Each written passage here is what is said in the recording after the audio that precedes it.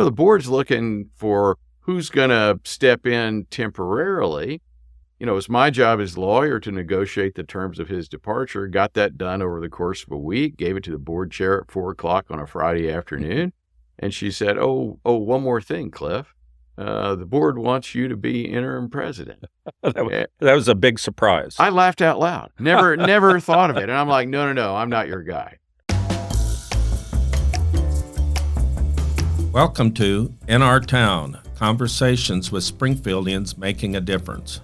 I'm your host, Tom Carlson, publisher of the Springfield Daily Citizen. If you'd like to comment on this episode, our email is inourtown@sgfcitizen.org. We'd love to hear from you. After a very successful career at Missouri State University, Clif Smart announced on September 6th that he will be retiring as president at the end of this school year.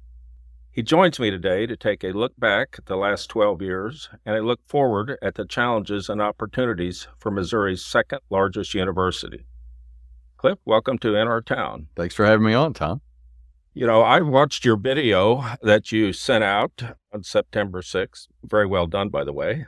Clif, you're a lawyer. You cannot nod when somebody says something. You have to get an affirmative answer. Sorry about that.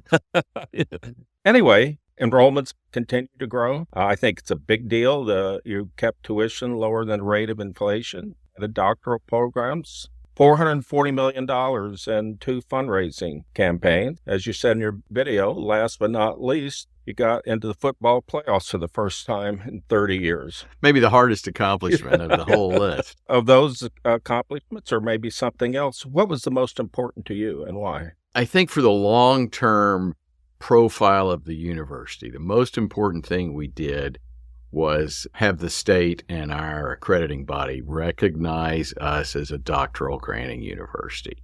And why is that a big deal? The credentials a university offers really defines it, right? And so when you're both recruiting students and faculty, that's important. What level university are you? Are you an undergraduate? Are you a community college? Are you a master's granting? And, we've now made it up the pecking order to professional doctoral university. There's still a couple of steps ahead of us that we can take. The University of Missouri is an R1 research university, but that doctoral granting university really then sets you apart from a lot of other people. And so that's important, but it's also important on the workforce front, right? And so by having that recognition that we're a professional doctoral university, we are much more quickly and easily able to roll out new programs that are needed in our area. And so we just did that with the clinical psychology doctoral program. We have our first cohort of 10 people that started this fall.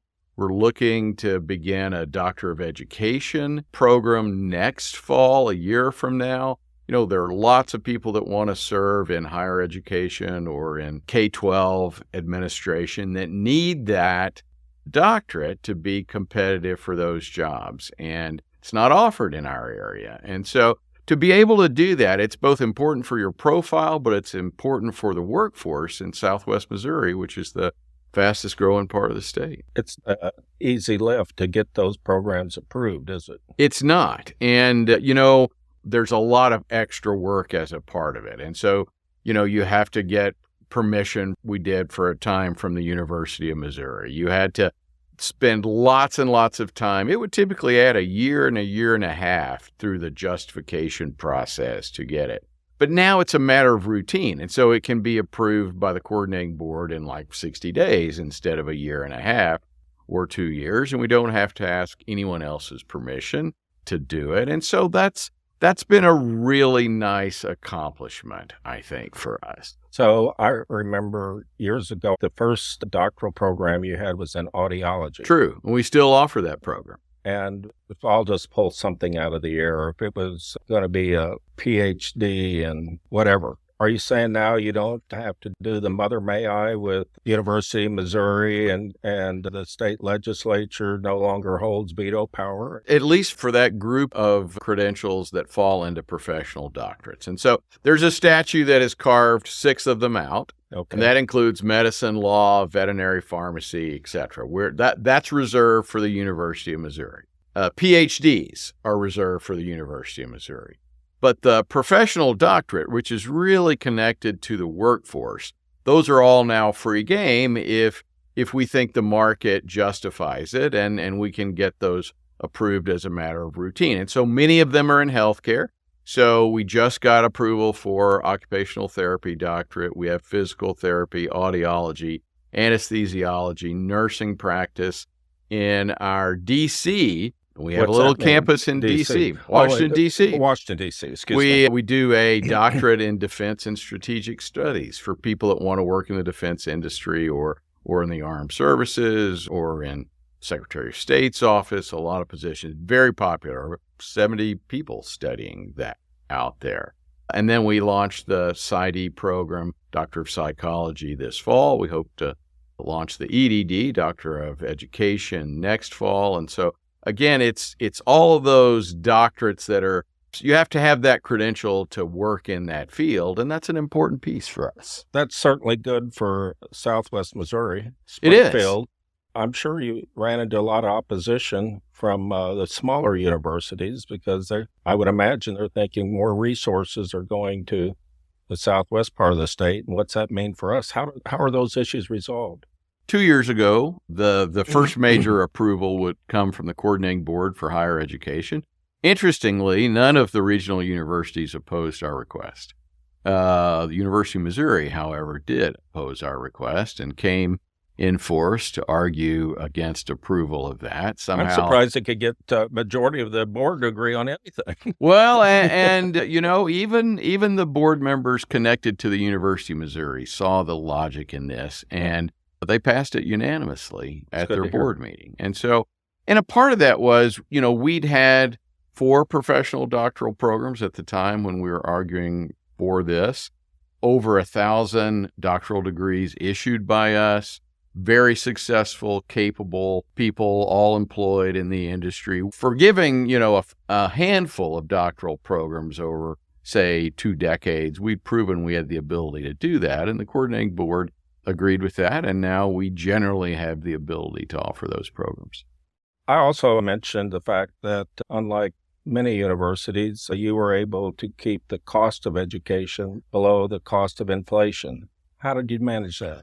I do think that's really important, and because we know for many, many years, the cost of college has exceeded inflation in many places.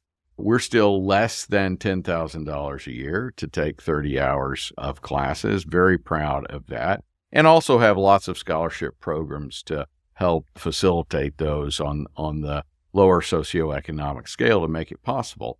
It really is a focus on efficiency, making sure your budget is balanced every year. If you're in a period of declining enrollment, and we were during the pandemic, making sure we eliminated positions as our student body declined. It's now growing again, which is a good thing. Making sure we refinance debt as we were able to do it, so we're paying low interest rate.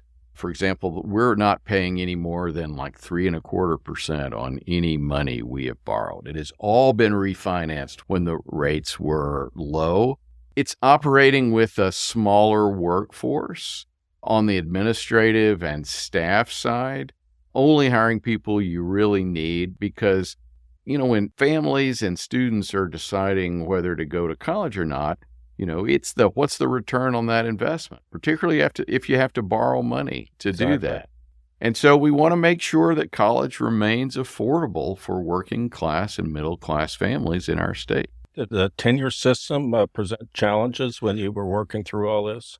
You know, by and large, for the last 30 years, we've been on a growth cycle. And so, and you always are, you know, about 6% of our faculty every year either retire or move on.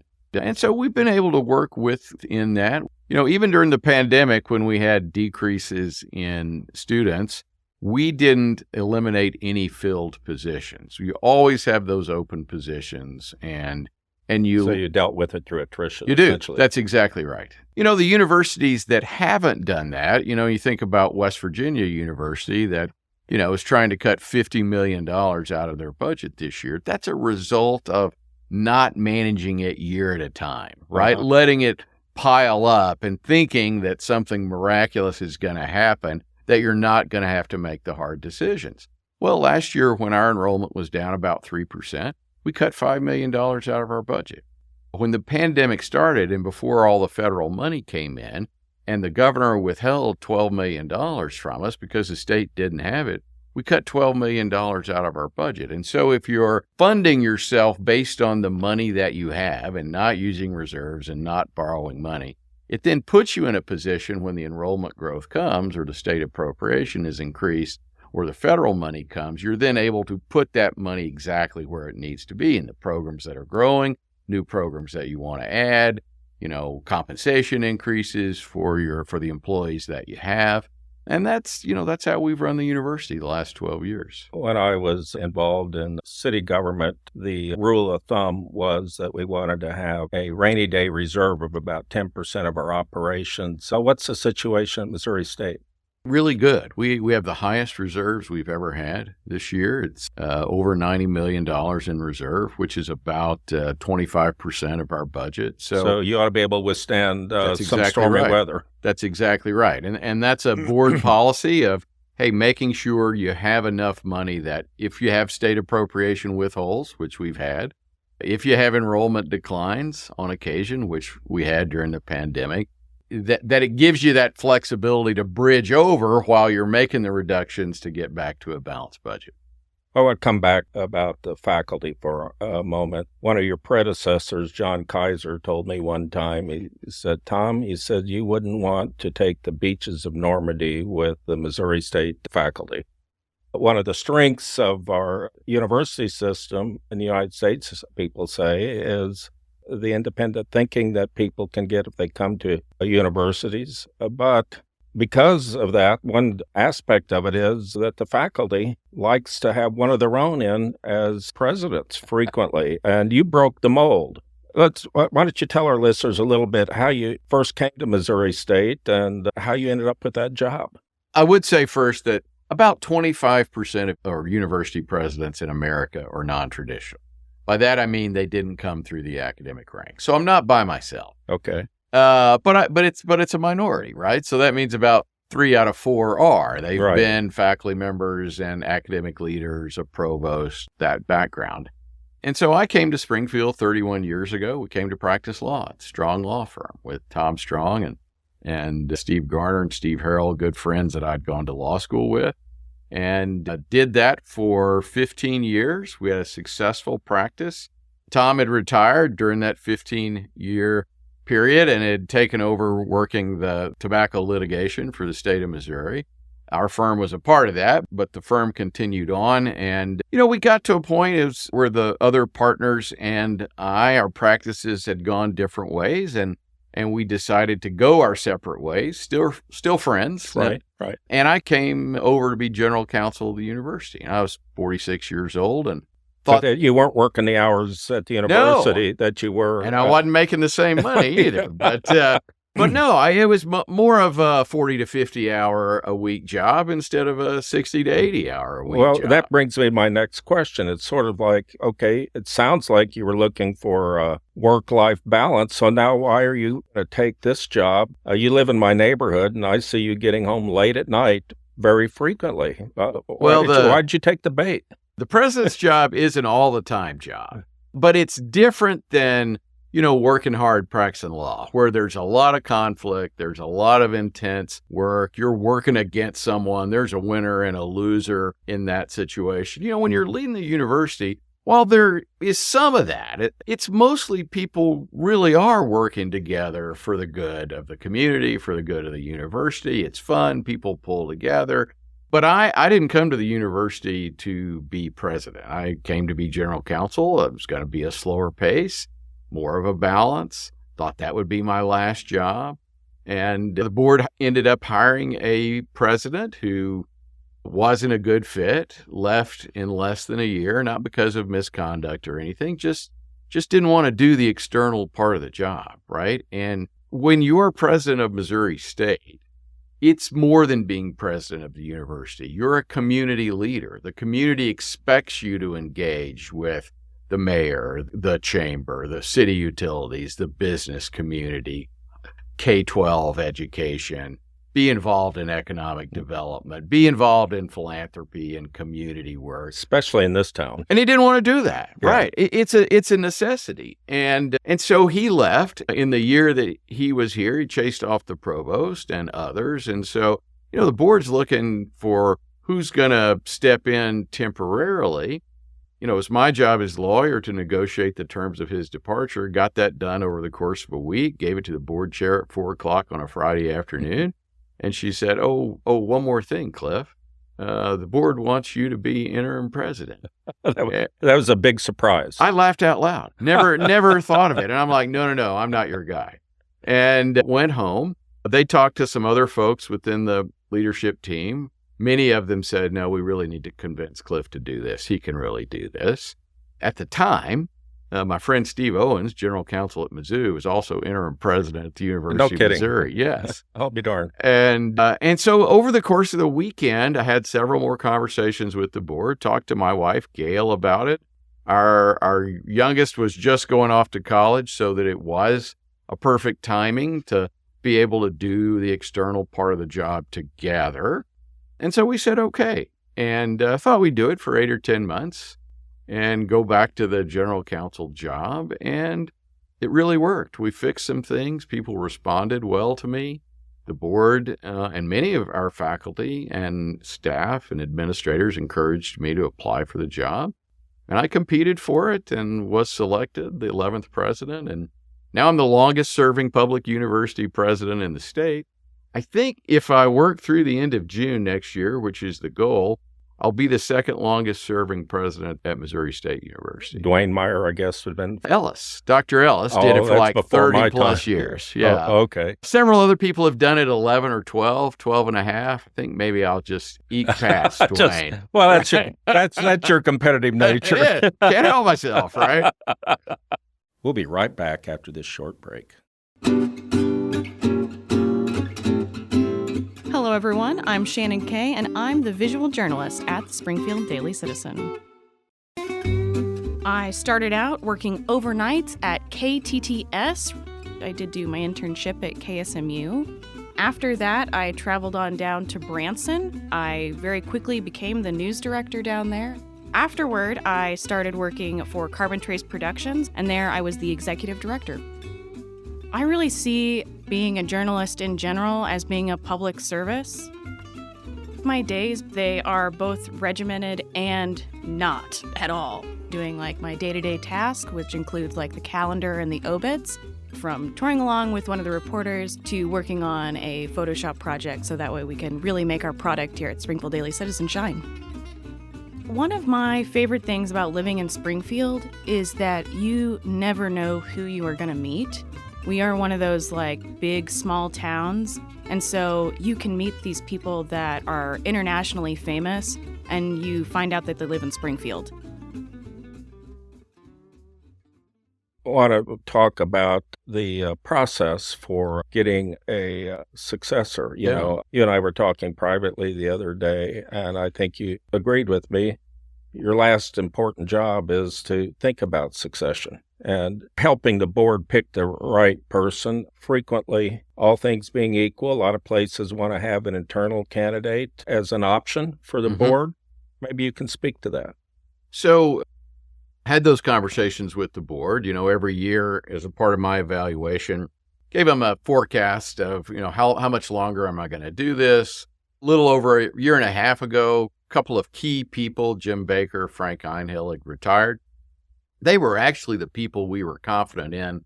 If something happened to me, if I got hit by a bus, if I had a heart attack, if someone offered me $1 gazillion to go somewhere else and I left. Well, either of those people could have stepped in and been president for a time. They knew the place. They knew the place. They'd each been here almost 30 years. Very competent executives. So the board's not worried about any of that if something had happened. Well, all of a sudden, they both retire. And the board is like, Clif, we need to bring in people that, when you retire, that can compete for this job, or if something happens to you, could step in and run the university. And so a year and a half ago, we brought in John Jasinski to be our provost, longtime Very successful. Very successful president of Northwest Missouri State, a regional school.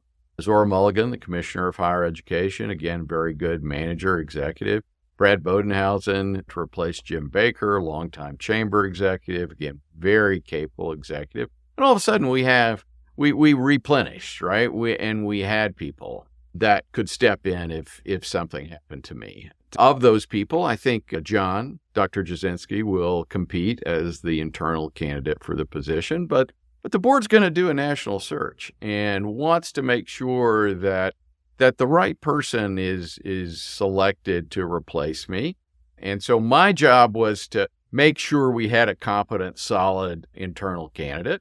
But I don't get to pick my successor, right? I mean, none of us get to pick our successors. That's right. We have a really strong board of governors, and they'll vote on a search committee by the end of this month in September. And then that search committee will be charged with recruiting and then narrowing the field to 2, 3, 4 finalists, and then they turn it over to the board. And this is the most important job the board does, right? The number one thing your board of governors, board of any institution does is hire, fire, evaluate, set the compensation for your chief executive officer. Right. And so the board is up to that task. I think their goal is to have someone named by March 1st of next year to begin either 1st of July, 1st of August for the next year. In your mind, what would the profile of the ideal candidate be? I don't care so much about the background, right? Whether they come from government or higher education or faculty. What I've seen over the years is there are kind of two kinds of presidents. Maybe this is true for anything, but I know it's true for universities. You've got the fixer president, right? The guy that comes in, cleans house, brings in a whole new team, sets a whole new agenda regardless of what's been happening here, and starts afresh. I hope that's not what we get. That's not what we need, right? Because we've been very successful. We're financially stable. It's not broken. Why fix it? Exactly. It's not broken. We have a great team of leadership. We have solid faculty. We've just gone through and reorganized the whole academic structure so that it fits this day and age. And so that's not who I think we need. I think we need someone who's willing to come in and not that he or she won't have new ideas and new initiatives. Of course they should. But rather to build on the success, right? I mean, not very many universities in Missouri are going to announce that their freshman class is 600 bigger than it was a year ago. And that they have the most reserves they've ever had in their history. They've done a complete academic realignment and morale is good on campus and things are moving ahead and we're adding professional doctoral programs. And so you want someone to come in to build on the really good things we've been working on the last 13 years. Keep up the momentum. And keep it, yes, and continue that growth and take it to a different level. And I'll be rooting for them. And I hope that's what we get. So, for example, maybe another person who doesn't have a terminal degree, a PhD in something, might be considered. Oh, absolutely. It's not a requirement. Again, Tom, you and I have terminal degrees because we're lawyers. That would qualify as a terminal degree, but it's not required. I mean, I think the board wants to have someone who's going to be that, inspiring, creative, thoughtful leader who can get people working together to continue to advance the university.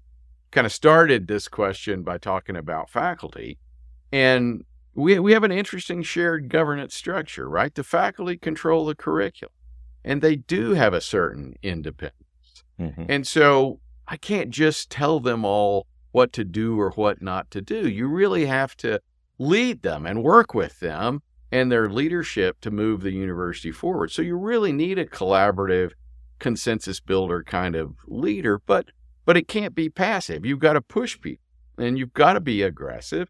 And you've got to hire people in those academic leadership positions that have that same mindset. And then you all can work together to do some really good things. Well, we'll keep our fingers crossed, right? So you're going to be a hard act to follow, you know? Oh, I don't know. Well, as interested but outside observer, somebody's following somebody who's been really successful. There's always folks that talk about the good old days, Right. and not that that's not maybe a temporary phenomenon, but sometimes it's an issue. Well, it certainly helped me to follow someone who is not successful, right? The bar is lower. And so in comparison, you're just like, wow, look at this guy. What's he doing? Do you still sending Christmas cards? But for that failure, I'm never in this position, right?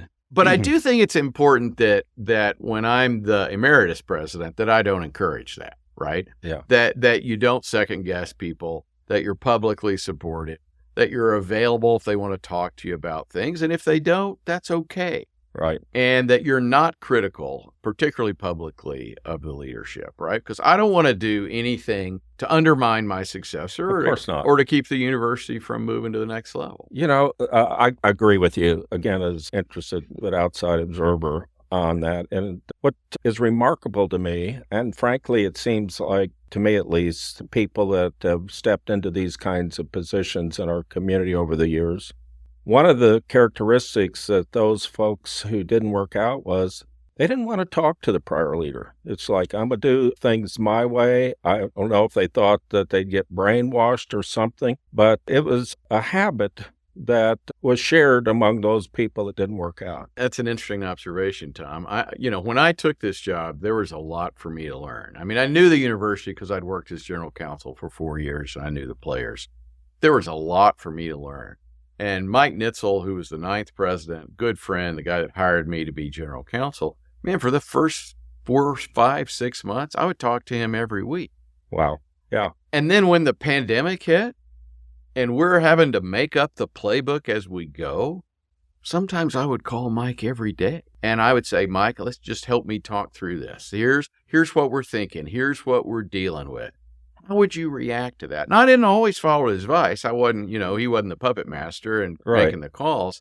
But man, it was important to have someone who'd been a university president and who'd been in academia for 40 years and who was a good friend and who would tell you the truth. And then as he saw it, as we worked through that, what would you think about this? How would we get things back? How would you address this? And it was really helpful to have a smart guy who'd been my predecessor to talk things Yeah, through. absolutely. And it's nice that they're willing to do that. It was. And I said, Mike, we can bring you on. I can hire you as a consultant. He's like, oh, heck no. I care about the university too. You call me whenever you want to. Huh. And man, in the first 3 or 4 months of the pandemic, I called him a lot.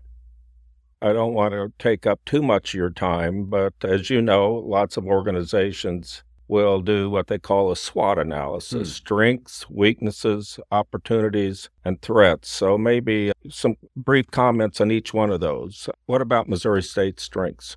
I think some of the strengths of the university we've talked about, we've gotten to the level of being able to offer the degrees we need and want to offer. And so financially very strong, a 30-year pattern of growth, the right kind of profile of academic programs, great leadership team, a student body who now wants to be here, right? We've gone from being a second or third choice school to a first choice school for lots of people in Missouri. Affordable, good faculty engagement. And so I think a really solid university that is connected to the community and our leadership is connected to the community. And those are strengths. And particularly since our part of the state is growing, we're in a good spot. Weaknesses, and threats, I might take those together. Certainly.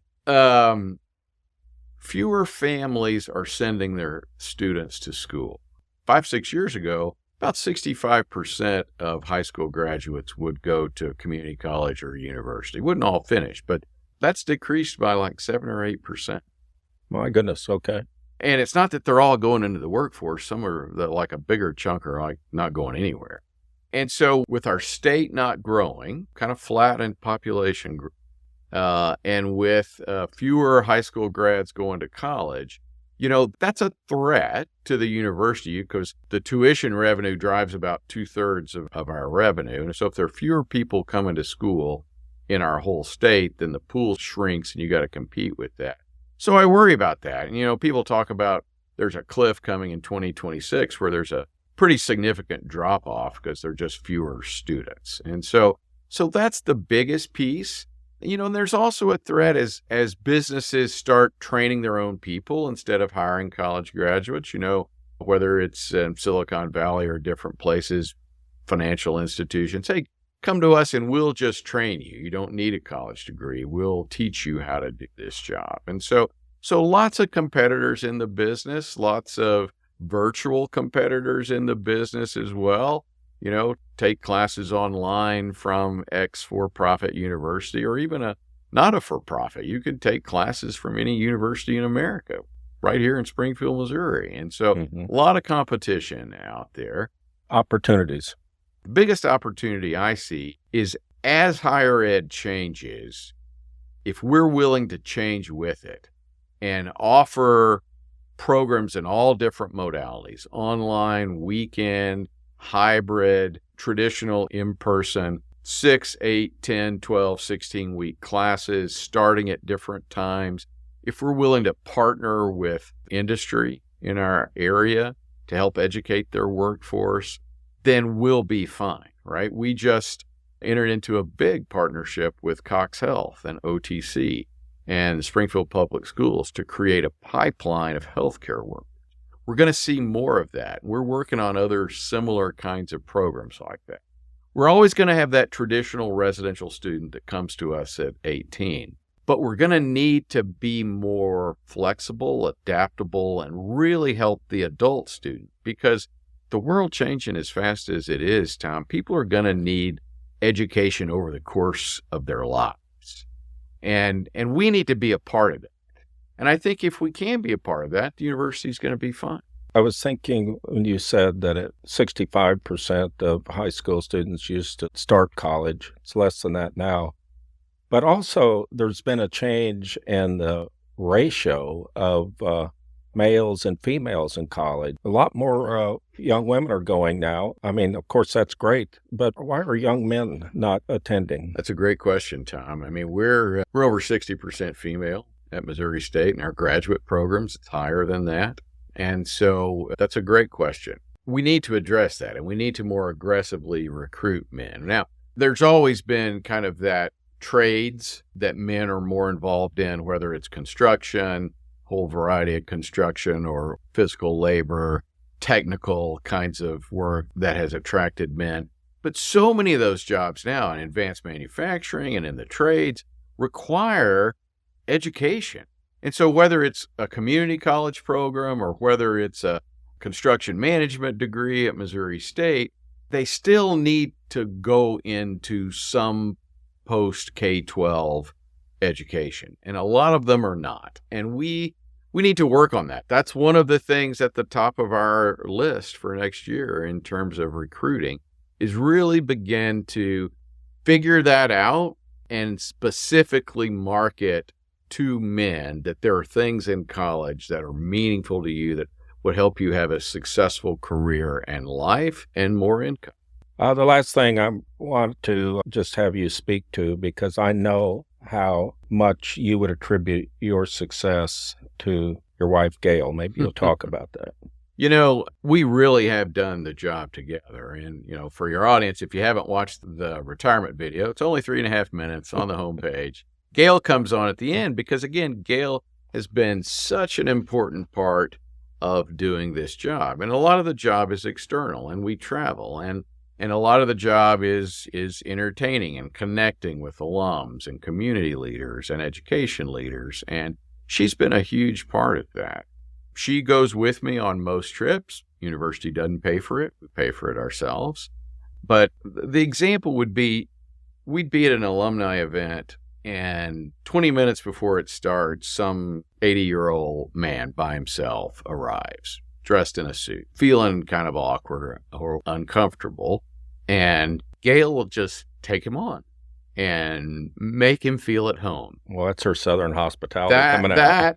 That is just what she does. But then over time, she's developed her own professional connections. She's on the Community Foundation board. She was a leader in the No Child Left Behind project, Anti-Poverty Commission. And so she's got a whole list of connections, professional connections that are engaged in the community.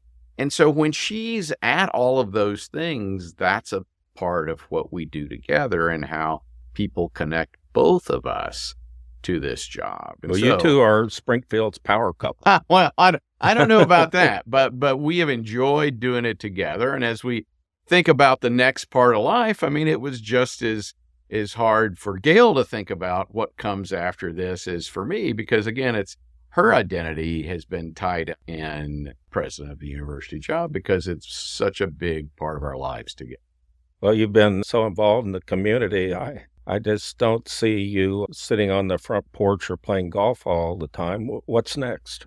Well, maybe I'll learn to play golf. I haven't played golf since college because I was so bad at it, I quit. But don't plan to just sit on the porch, although we have a nice porch. I do plan to stay involved in the community, still plan to be engaged in volunteer and philanthropic work. We'll continue to serve on various boards. But, there are things like family connections. We've got 6 grandkids. 4 of them are all playing sports or activities, and we want to be involved in all of that. We want to travel. There are things to read. There are friends to engage with. And who knows, maybe I will learn to play golf. Lots of good times ahead, I think. Clif, thanks for being today's guest on In Our Town. I appreciate it, Tom.